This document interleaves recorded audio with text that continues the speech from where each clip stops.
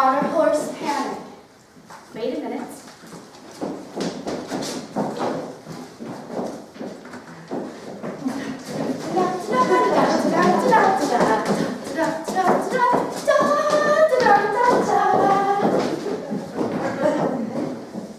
In case you missed it the first time, that was the gold girl too on her horse Panic. Horses scare me a little. They're so big and unmanageable, unless one is an accomplished equestrian. They have strangely named parts. Fetlock, pastern, ergot, coronet, those are on their feet. Stipple, gaskins, docks, hocks. That's all I know about horse parts. But I was once friendly with a groom named Benny. We would roll around together in the hay of the hayloft. Benny knew a lot about horses. There are over 100 breeds and varieties of them in the world. I was at a party not long ago, hosted by a university professor for a visiting colleague from Nevada. He was a Pyramid Lake Reservation Paiute named something E. Johnny. Nice man, Mr. Johnny.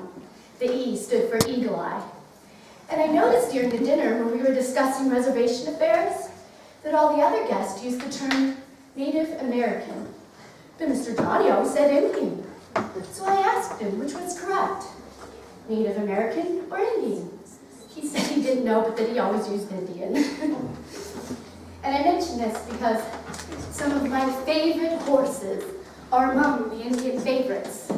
The Pinto, the Palomino, the Appaloosa.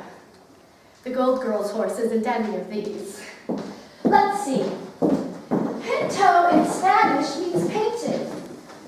So that fits a bit. The Palominos were named Isabellas in 15th century Spain in honor of their queen. But the name was changed in Mexico when Cortez, steady there, boy, when Cortez presented one of them to a long-day Palomino. Appaloosas were developed by the Nez Perce in the Paloosa country of central Idaho, although there are pictures of similar horses in Chinese paintings of 3,000 years ago. Steady there, boy. Easy, easy. He's not called Panic for nothing. She positioned her desk, overlooking the pastures, so she could keep an eye on Panic. Sometimes he'd stick his head through the window, keep an eye on her. She spent days and days with her books and her papers and her pens and her pencils, pencil sharpener, paper clips, shredder. There is a picture, a similar picture that I hung here. This is not an exact copy, just a copy of a similar picture to hang in its place. The Gold Girl journaled.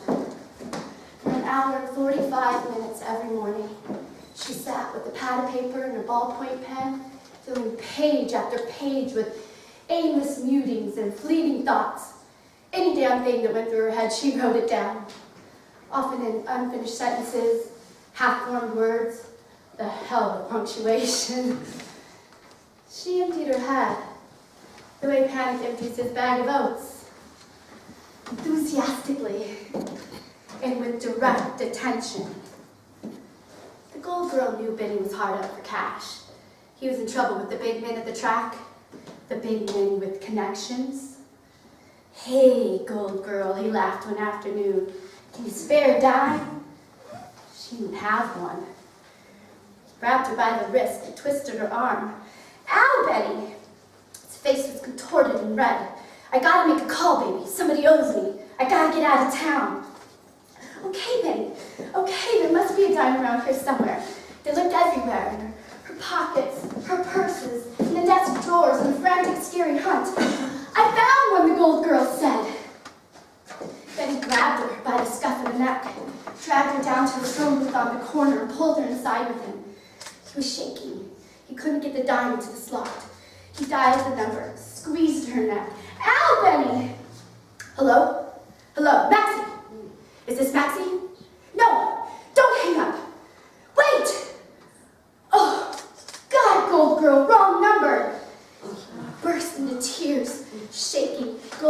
with terror-filled sobs, smashed his fist into the phone. And hundreds of dimes came spilling out onto the floor. Look, Benny! Oh, look! Love is fragile. It can turn on a dime. Like luck. The Gold Girl's great Aunt Vera knew this from her experiences at the Macau Casino, where the hot nights were cooled by the shores of the South China Sea. On her way up the great marble stairs, great Aunt Vera stepped gracefully over dead tontine members and suicides dead in their socks. At the casino exit, for the price of your shoes, you can rent a revolver from the Guangzhou entrepreneur. Faites-vous jour, mesdames et messieurs! Great Aunt Vera always bet on the day of the month. None of her numbers exceeded 31. Occasionally, twice exactly, she won.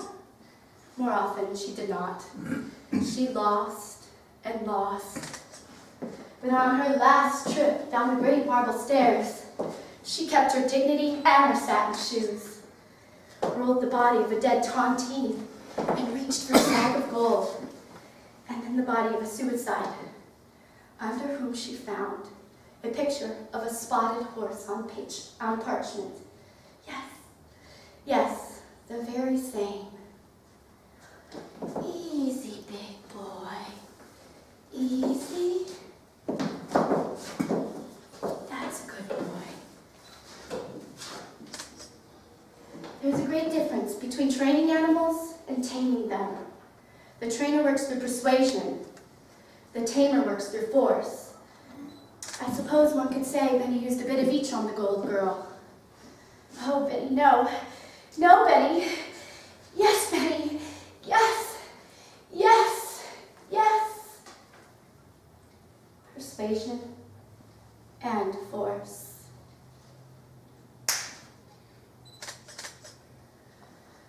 There's nobody back there. Oh, yes, Benny.